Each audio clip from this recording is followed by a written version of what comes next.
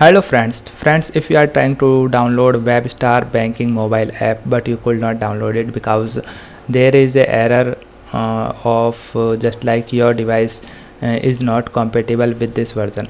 So what's the reason behind this error?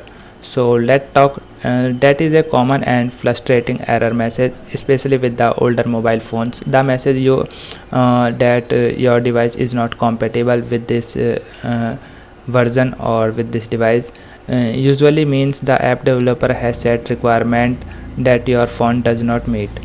So I think you need to replace your device with the latest feature, but you can try some method to fix it. First is go to your device setting and look for the system or software update. Check for update and uninstall if any update available, and this is often the quickest fix of this error. Okay, and uh,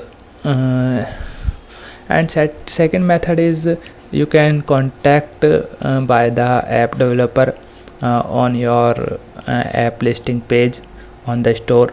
Ask them for the exact minimum requirement for the app.